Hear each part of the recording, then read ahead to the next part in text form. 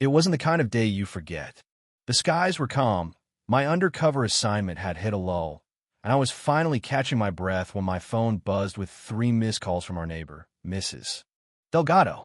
She was the kind of woman who never called more than once unless it was urgent, truly urgent. The message said, "Come home. Something's happened to Lucas."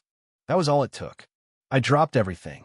My role, my cover, my Casey had all faded into the background. I was a cop, yes, embedded in the neighborhood, to investigate a much larger case of political corruption tied to corporate real estate development. But before any of that, I was a father. My son came first. Lucas was 11. He was born with cerebral palsy, the kind that made coordination difficult but never dulled his spark. After losing his mother to an aneurysm 2 years earlier, we'd relocated to Brookstone Hollow, a picturesque community surrounded by trees and silence, the kind of place you go to heal. I'd chosen it carefully, based on accessibility and promises of peace. The HOA had been a selling point. Their brochure spoke of harmony, safety, and inclusivity. I paid extra for that illusion. In the first couple of months, it seemed like I'd made the right choice.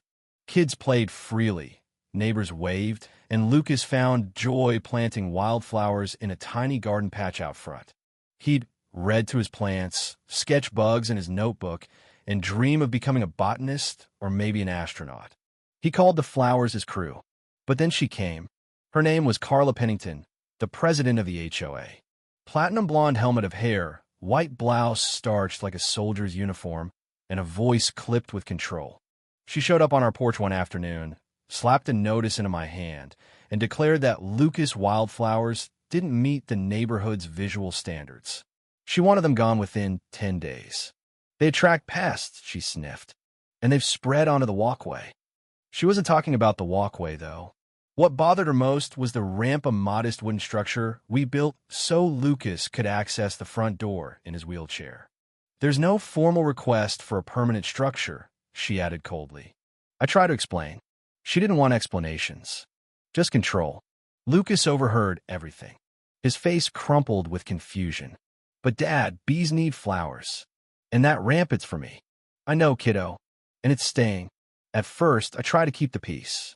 I complied with minor demands, painted the mailbox the right shade, moved trash bins out of sight, but I drew the line at Lucas' garden and his ramp.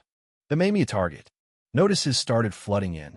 Overgrown lawn, freshly mowed 2 days prior, bins left out because garbage pickup was delayed, non-standard window curtains. Fines stacked up, $50, $100, $300. I paid some, fought others, all while trying to maintain cover. Carla's vice president, a smug woman named Joyce Fields, began whispering to neighbors. "He's difficult," she said. "Doesn't follow community rules." Suddenly, Lucas wasn't invited to birthday parties. Parents steered their children away from him at the park. "Mrs. Delgado warned me. They do this. They wear you down until you sell and leave." But I couldn't. Not again. Not to my son. Things escalated. One afternoon, I came home from surveillance assignment to find a tow truck in my driveway. Carla stood beside it, arms folded. "Your car is obstructing the easement," she said. "It's being towed unless you pay the $300 fine right now." It wasn't obstructing anything. But rather than argue, I paid. Lucas saw it all through the window. That night, he asked, "Dad, do you think they hate me because I'm different?" "No," I told him. "They hate anything they can't control. But that's their problem, not yours." We try to carry on. I kept track of every fine, every confrontation, every sideways glance. I took notes, photos, video. Carla and Joyce didn't know I was a detective. If they had, they might have thought twice. But I needed them to believe I was nobody until it was time. It all came to a head on a rainy Thursday morning. Lucas had a mild fever, so I worked from home. He sat by the window watching the storm roll in. Then we saw Carla in a fire-red raincoat, marching toward our house with 2 HOA enforcers in tow. "What's she doing here in this weather?" Lucas asked. I didn't have time to answer. I opened the door just in time to hear Lucas scream. Carla was ripping up his flowers, shoving them into black trash bags.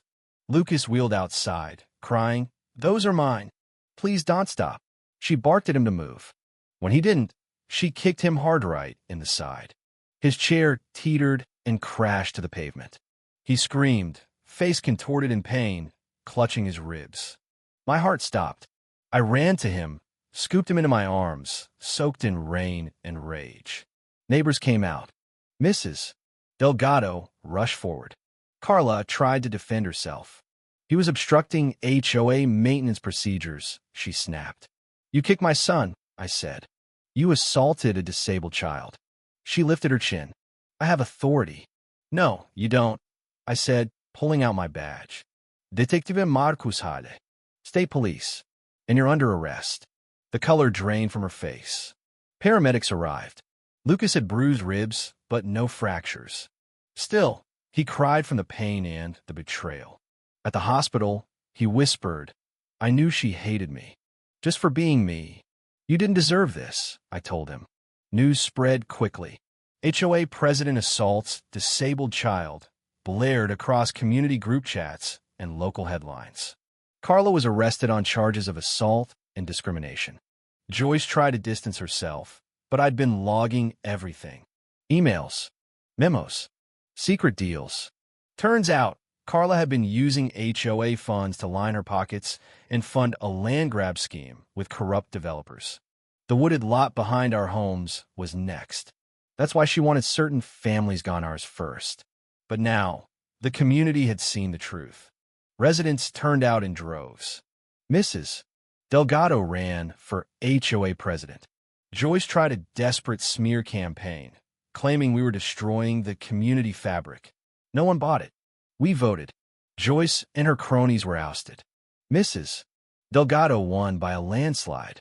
The new board rewrote the rules. Accessibility ramps were protected. Fines were refunded. And Lucas Garden? It became a community symbol. Children helped him replant the flowers Carla destroyed. Neighbors offered soil, stones, and plants. One father even built a new wheelchair-accessible path through the park dedicated to Lucas and other kids like him. Carla was convicted. In court, she tried to claim she barely touched him. But videos from neighbors told a different story. So did Lucas, in a tearful but calm testimony. The jury found her guilty on all counts: assault, fraud, conspiracy. She went to prison. The corruption investigation expanded. I turned over files on crooked councilmen tied to the development deals. More arrests followed. More secrets unraveled. Brookstone Hollow changed. Gone were the whispered threats and weaponized rules. In their place, unity, transparency, and compassion. Lucas, still healing, started a new project planting sunflowers in the park. Kids joined in. Parents brought lemonade. The community came alive. Weeks later, one of the former HOA enforcers showed up at the park's edge, eyes downcast. I'm sorry, he told Lucas. I didn't know what I was part of until it was too late. Lucas nodded. It's never too late to do better. That boy, my son, the one they tried to break. He was the one who brought us back together. And now, every time I see his garden blooming, I'm reminded that strength doesn't come from anger. It grows from resilience, watered by kindness and protected by truth. Brookstone Hollow isn't perfect, but it's ours now, and no one's taking that from us again.